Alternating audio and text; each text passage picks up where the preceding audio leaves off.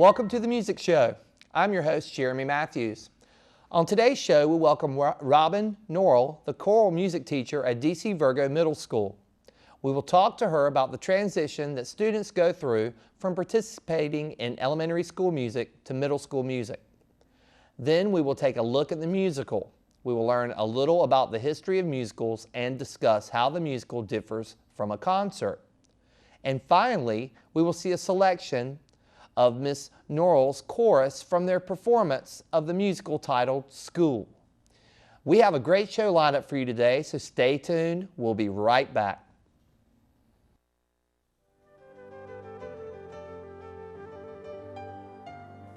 Theodore Dreiser wrote of life as he saw it, holding nothing back. Sister Carrie in 1900 was his first novel, while An American Tragedy in 1925 is considered his finest. Both novels are grim and bitter narratives, awkwardly written but full of shocking power. This background in literature has been brought to you by New Hanover County Schools. Welcome back to the Music Show. We have with us today our guest, Robin Norrell from DC Virgo Middle School. She teaches choral music. Welcome, Robin. How are you? I'm fine, thank you. How are you? Good, good. I was going to ask you a few questions today about middle school chorus. Okay. And one of the first questions is, what are some of the major differences between elementary chorus and middle school chorus? Well, with elementary chorus, you have all the beginnings of students starting with their note reading and their pitch reading and listening skills, and it's more of a compact type of a program that works from kindergarten all the way up through the 5th grade level for the students, so they keep building each year after year upon those skills that they learned the year before. And so hopefully that those children will be able to have read music at least by the 3rd grade, if not by the 4th grade level, because then they start on their recorders in the general music program. But when they come to you in chorus for your elementary program, they are going to begin working on the performance level, their stage presence, their etiquette, their concert attire, the way that they should be performing as a group, and it's more understanding as a team type of orientation for them. Okay. How do you help the students make the transition from an elementary group to a middle school group? Well, seeing that I've done elementary school, when you go from 5th grade, your final concert performance is usually entails many interesting factors in the performance level, so that they know what to expect, what the expectations of their chorus teacher would be once they go from the elementary into the middle school transition. And they need to understand that they're going on a schedule of, it's going to be every day, whereas in elementary school, it might not be every day. They might not have chorus every day there. They might not have their music class. Maybe it's just once a week that they have that they're able to meet that. So they're going to have the transition of knowing and understanding that they have a regular chorus class every single day once they get into middle school. Yeah, many of the elementary schools meet possibly once a week in this county, and it may be different in other counties. And when students go from 5th grade to 6th grade, they start being able to choose classes. So how do students decide whether to play in band, orchestra, or be in the chorus? I would say that that's totally up to them and their abilities as to where they are. If a lot of them are already reading music, then it's a really good opportunity for them to look into instrumental music as well. Because if that's an interesting type of an idea and a thought for them, and if they can sing on pitch, then your band director and your orchestra director are going to love to get in there and have them, at least try an instrument and experiment with an instrument for their 6th grade year. Yeah, okay. And how do the rising 6th graders know their options? I guess the counselor talks with them and gives them choices. Correct. The counselor talks to them. You would have your chorus director from your chorus teacher, your band teacher, and your orchestra teacher come down from your middle schools, and they would actually do like a formal meeting session with those students in 5th grade and get their interest going on that. They might even bring a couple of the students from their program at the middle school level if they have that opportunity to be able to come into their elementary school and do that. Okay. Is it hard to get students focused in chorus class? Are there certain things you do to get their focus? Yes, absolutely. The first thing that I would do is we come in and we do a rhythm of the day. And I'll start beating a rhythm out. I usually write it up on the board first. I write the notation up on the board, and then I'll start beating it out. And then the kids will start clapping. They might be clapping it, they might be humming it, singing it, doing whatever type of an answer is that they're doing. So they'll try to figure out what it is up there when they have it written with a meter and things like that. Interesting. So I'm sure they enjoy that activity. They do. It gets them excited, gets them a little charged, energized. So good. How do you incorporate the skills that the students learned in general music into your chorus classes? In the very beginning, my students are given basically an assessment as to where they are in their reading level. In notation, in understanding, what a whole note is and the value of it. And then I ask them, we'll do an assessment on the piano with singing. And I go up at least to a perfect fifth, which is like, I'll tell them, okay, you're gonna sing Twinkle, Twinkle, Little Star.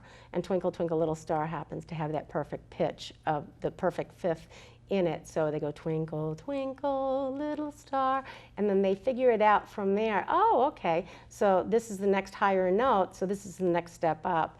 And if they can figure that type of a song out that's got certain pitches to it, then they're pretty much guaranteed to be able to be a good member in my chorus.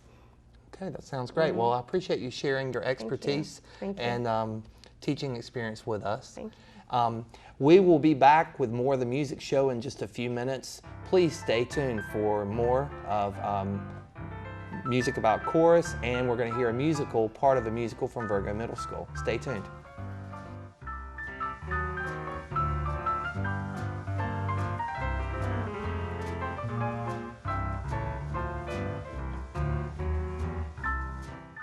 Plant a tree for your tomorrow. I can make a difference. The Arbor Day Foundation can show you how to make a difference too. In your hands, you have the power to change our world. You can improve the environment, help your community, and build a better tomorrow. You can plant a tree. Write the National Arbor Day Foundation and support Tree City USA where you live. Plant a tree today for all the world to share.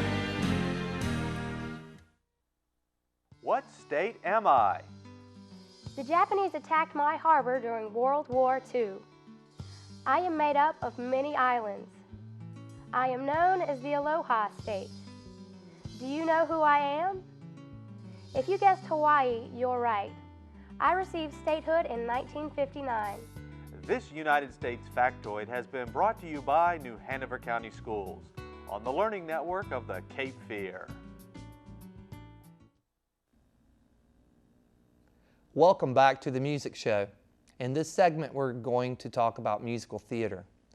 Musical theater is a form of theater combining music, songs, spoken dialogue, and dance. The emotional content of the piece, the humor, pathos, love, and anger, as well as the story itself, is communicated through the words, the music, movement, and technical aspects of the entertainment as an integrated whole. The three main components of a musical are the music, the lyrics, and the book. The book refers to the story of the show. In effect, it is the spoken, not sung lines. The music and lyrics together form the score of the musical. Musical theater in Europe dates back to the theater of the ancient Greeks, who included music and dance in their stage comedies and tragedies. The Romans copied and expanded the forms and traditions of the Greeks while introducing technical innovations.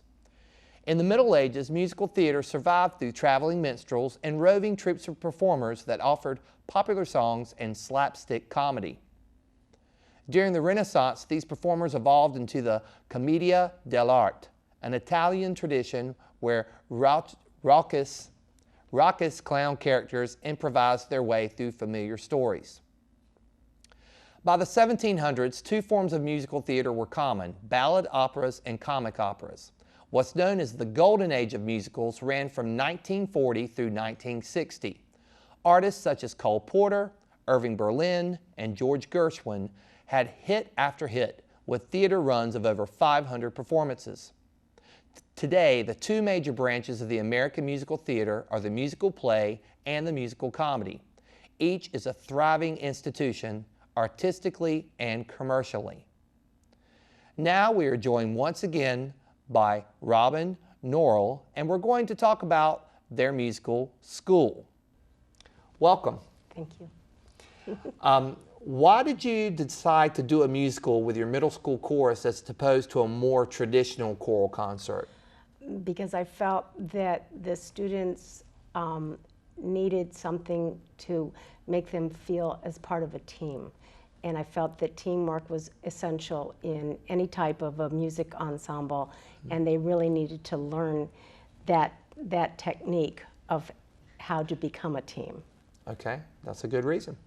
Was it hard incorporating dance and dialogue into a performance? Yes, at first it is, but for the most part, the kids were coming up with a lot of their own dance routines, and they would actually present it to me in front of each of their classes, and I would say, you know, I really like that. I really like what you're doing with that.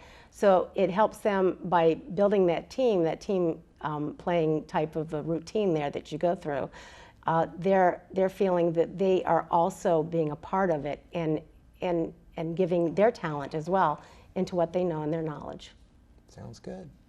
How long did you rehearse and how often did you rehearse? Every day we would have rehearsal Mondays through Fridays during their class time, and we would pretty much work on the script and the songs. Each week I would attack a different song and make sure that we knew that their assessments would always be on Fridays. They always knew that that day was coming up, and they had to make sure that they had all the music ready, and it was in their mind, and it was coming flowing from their tongues. So you had short-term goals, like this Friday you will know this song, this part. Correct. So you had a workable schedule. Absolutely. Yes. And for how many months, or I'm sure it was more than weeks, how many months did you prepare? Like you started in this month and you performed it this month? Yeah, we started pretty much, we had our auditions were the third week in January, and our performance was going to be for the parents and the families on March 31st, because I wanted to make sure that it included Music in Our Schools Month, which is all of March, and I thought that would be ending on a happy note for to have a musical on that evening, and then our performance for the students was on April the 2nd. Okay. But we had prepared it starting in the middle of January, and then by the last weekend of January, after I had done the auditions, we were ready to rock and roll with it. And so we basically had all of February and most all of March to work on it. So we only had roughly about a straight 6 weeks to put it all together. Yeah, that's very impressive. And I can relate in working with other musicals and projects. I know you're very proud and very relieved when it was come to its fruition. Oh, absolutely. And they knew where I was coming from, because especially the last 2 weeks, it's putting it all together and making sure that everything goes, you know, the way that you had planned it. And of course, things don't always go the way that we plan, as we all know, as you know. But I always tell the kids, you know, you plan your work and you work your plan, and it will be successful. Did you practice just in your classes, or did you have other rehearsals outside of the regular school day? I only allotted for 2 rehearsals after school, and that was the last 2 weeks of before the musical on March 31st. Okay. And we had about an hour and a half for each rehearsal that we did after school, and that involved the entire cast of 81. 81. Wow. How many of the students when you said audition, were those auditioning for certain speaking parts or solos? Yes, exactly. When I did do the auditions, I primarily said that they would have to have a part that they were interested in, whichever part that they wanted to accept, and they would have to do not only a monologue, but they had to do a dialogue, and then they had to do one of the songs that they were going for. So. Okay, and to explain to our audience, I think I know the meaning. A monologue is just one person and dialogue's like a two. conversation, That's right. like we're having right here. Exactly. There you go. All right. Now, what do you believe the students gain from practicing, preparing for the musical, and what do you think they gain from performing in a musical? They gained a lot of patience in practicing because we're in our classroom situation, and not all of the students that wanted to really be a part of the musical. So in some ways it made it very, very difficult and challenging in some classes because I couldn't really separate them from not wanting to be in it. So I chose to give them something extra, and I told them, I said, look, I said, if you don't want to be a participant in the musical, I said, that's fine. I said, but I need to give you something so that you can be challenged in my class, and so you have something to go for. And so what I'd like for you to do is I would like for you to do a little music history.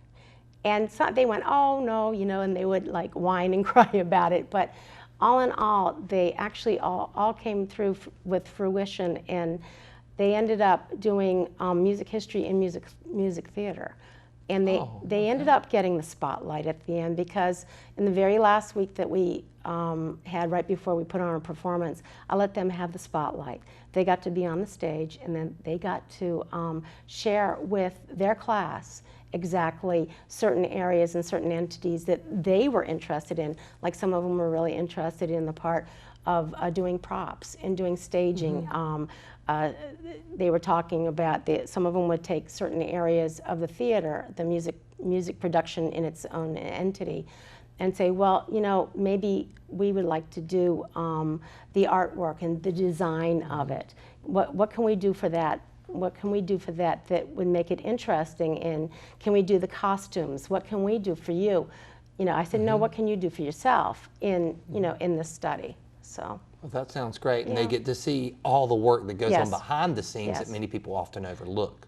Absolutely, and that was so important, and for them to be, in a way, they kind of set themselves aside from the rest of the kids that were steadfast in learning all the songs, but they got to have the part of doing the technological side of it too, because they would go onto the computer at times, and then they would look up, certain ideas and things that they could bring to our group.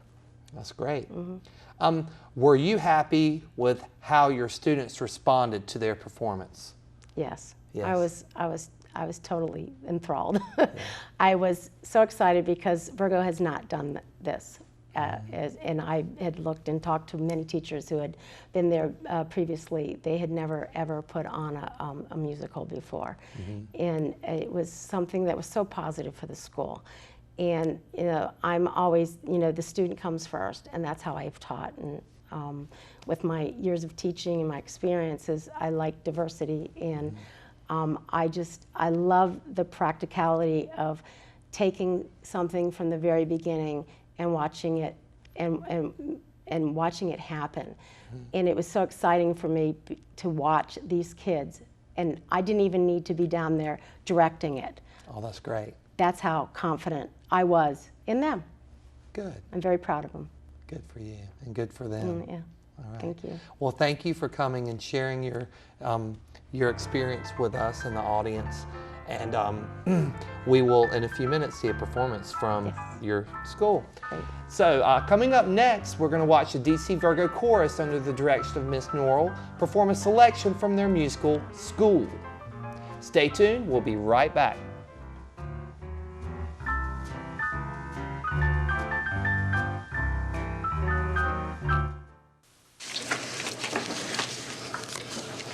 Give me a couple. I'll take one. I'm good. Abe, are you in? There's a better way to have fun with history. Visit americaslibrary.gov. Log on, play around, learn something. Robots are helping prepare for human space exploration of our solar system. They become a human's virtual eyes and ears in new places. Robots can observe from a distance. Some land, explore, and gather samples for close inspection. They search for sites for human landings, looking for needed resources. As technology advances, future robots will be able to track down those resources. Find out more by visiting our website.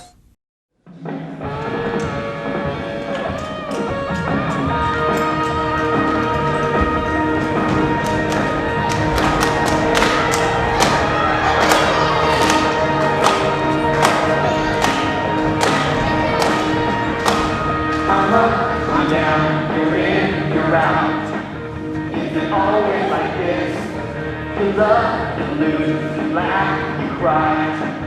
Every day is a crisis. Drama in the hallways. The roller coaster up and down forever and always. Do what you got to do. It's cool.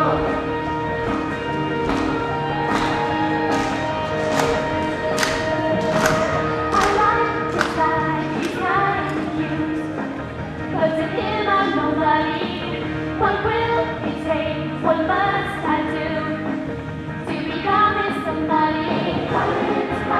Drama in the hallways, looking for a way to live forever and always. Do what you got to do. It's cool.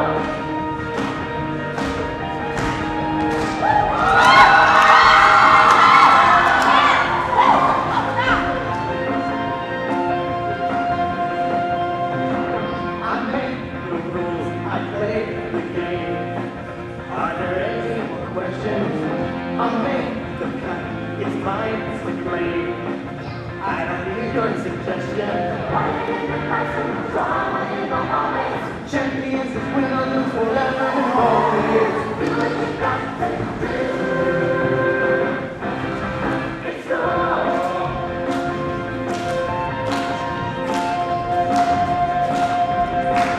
I'm not possessed by intellect. Tell me I'm gonna pass.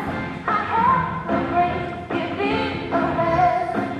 These ideas I go back. Running in the classroom, drama in the hallways. Castle, fail, paper beats forever and always. Do what you got to do. It's cool. Running in the classroom, drama in the hallways. It's cool.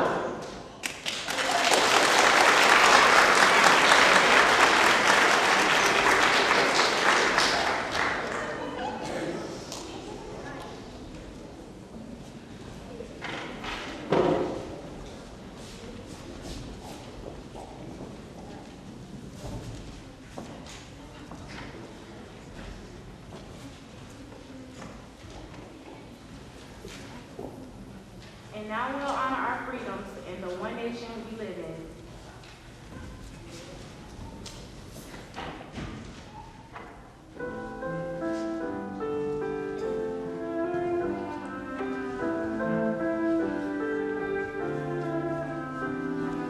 Maybe we're not the same color.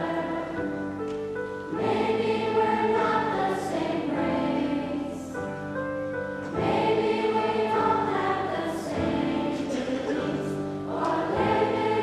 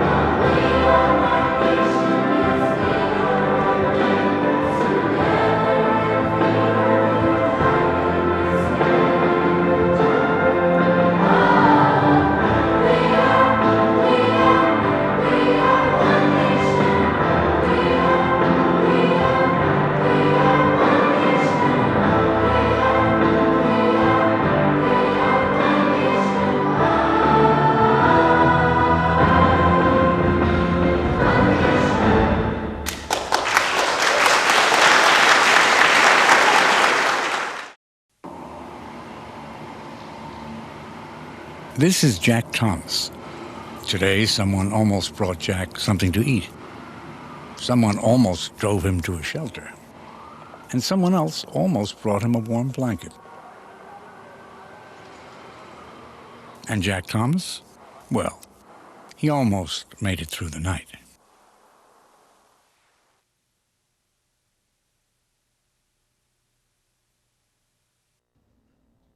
Welcome back to the Music Show. I'd like to thank our guest, Miss Robin Norrell, for joining us today and talking to us about transitioning middle school music and musicals. If you would like to know more about the music programs within New Hanover County Schools, please visit our website at www.nhcs.net/artsed. I'm Jeremy Matthews. Thanks for tuning in.